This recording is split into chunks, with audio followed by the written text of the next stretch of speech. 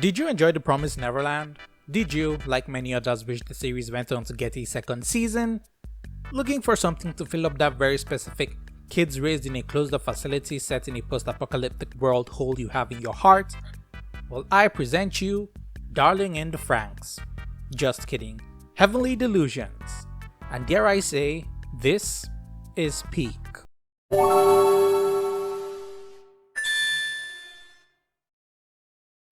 Heavenly Delusions doesn't get enough hype. Yeah, a bunch of AniTubers were talking about it and recommending it, but I still think the anime needs even more hype. This series isn't being talked about enough, and that is straight up criminal. I may be late to the Heavenly Delusions hype train, which won't be doing me any favors in the almighty algorithm, but it's for good reason too. I had to watch this series twice, and I think you should too. What started out as a series that pretty much confused me to no end grew into something that blew my mind with every new episode I saw. I didn't quite understand what exactly was going on until like episode 5, but when I did, everything slowly started to click. Even with the meager grasp I had on the plot, I couldn't tell where exactly the story was heading. And this is the anime doing it on purpose. Heavenly Delusions is simultaneously telling us a story forwards and backwards, with the use of two different storylines that will, or might, eventually converge. The first story is that of Kiriko and Maru, two people basically on a road trip. They are trying to find a place called Heaven because that's where Kiriko is supposed to take Maru. What's going to happen when they reach there? We're never really told, so I guess we just have to figure it out for ourselves. While on their journey, the two get into all sorts of situations from incredibly dangerous to incredibly goofy. While their journey might feel episodic, moving from one place to another that seemingly have no connection with each other, each place they go to slowly feeds us breadcrumbs about the grander plot, but you won't exactly figure that out immediately. The second story follows the life of a bunch of kids being raised in some kind of secret facility. What exactly is the purpose of this facility? We aren't exactly told. This side is sort of a coming of age story where the kids that are growing up in the facility are starting to understand themselves and starting to question what exactly is outside their facility. The more this part of the story progresses, the darker and messed up it gets. Oh, also the kids have superpowers, but the anime doesn't make a big deal out of it. There's a bunch of layers to this series that you only ever really understand from a second watch. One of the biggest questions you'll have while watching it is figuring out the timeline of the two stories and when they take place. In the first episode, you are made to believe that the two stories are happening simultaneously. Then they throw lines and have conversations that rarely reference the other side, with clips showing us exactly that, making you believe that these stories are in fact happening simultaneously. And sometimes the things that are present to us, the audience, makes us believe that one story is happening in the past and the other in the present. But this is just the anime constantly deceiving you and throwing a lot of red herrings at you. Adding to the layer of confusion is the fact that pretty much every character is an unreliable narrator. Every bit of information about the characters and the world we are presented with are from the very limited perspectives of the characters themselves. They don't know everything, and the characters that do are purposefully withholding information from others and us, the audience. And we often see the information they believe in to be true be disproven, which in turn sends us, the audience, back to square one in figuring out what exactly is going on with the world and the story this is setting.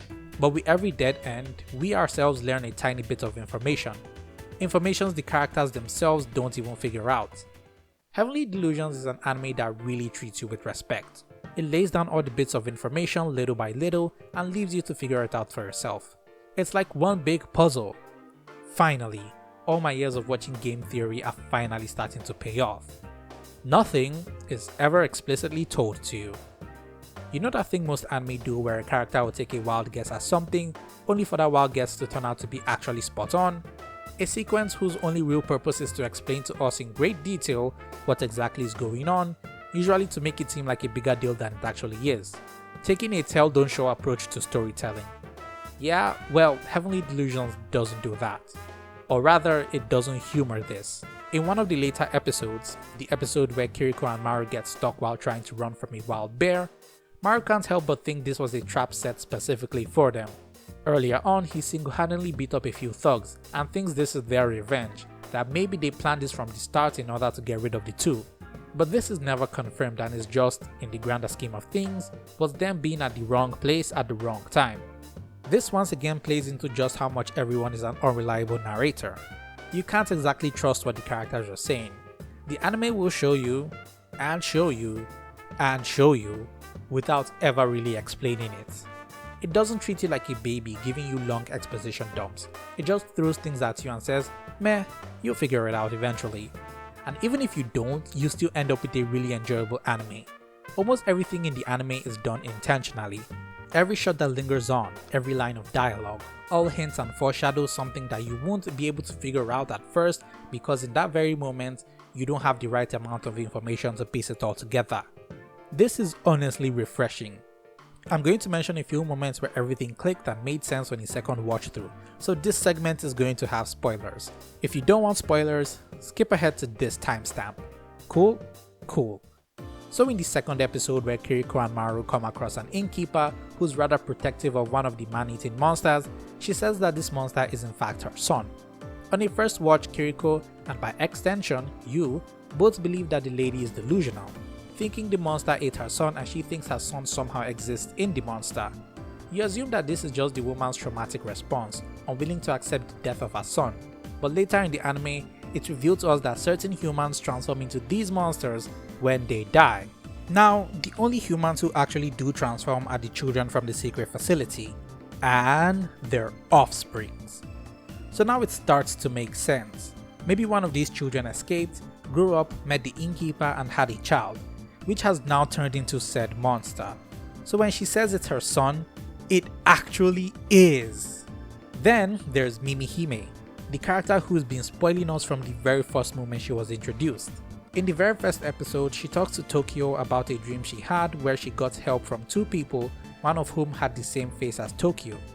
And later in the series, Kiriko and Maru meet a doctor and a girl who's been hooked up to a machine. The two are in fact Mimihime and Shiro, something you might not realize until the final episode. And the allusion to someone that looks like Tokyo is actually Maru, who's Tokyo's son. Is your mind not being blown? Also, I have my very own theory to share. I'm pretty sure there's a bunch of cloning being done. Why? Well, during Kiriko's flashback, I noticed a kid who suspiciously kind of looked like Maru. Why would this random place seemingly have clones? Well, I think it has something to do with the doctor, the guy who performed brain surgery on them. I think he's the same guy from the facility because their glasses are suspiciously the same too. It makes a lot of sense now, huh? There's just so much detail packed into the series that if I wanted to go through all of the ones I picked up, this video would be much longer. Plus, I don't want to ruin the experience for you because I really think this is something you need to enjoy fresh. Alright, spoilers are over. Welcome back, skippers. The way the anime handles its reveals and plot twists are just amazing. Okay, so from my own observations from many years of consuming media, there are two types of plot twists. The first is one that's sort of sprung on you. It may or may not be foreshadowed, but when the reveal happens, your reaction is usually a what or a no way. These reveals are given to you on a silver platter, oftentimes without any build-up. An example of this would be Kaguya from Naruto. The latter is one that is scarcely hinted to. You're shown the breadcrumbs and when you do see them, you don't put them to mind that much, but it's shown enough for you to gain some kind of idea of what the reveal might be.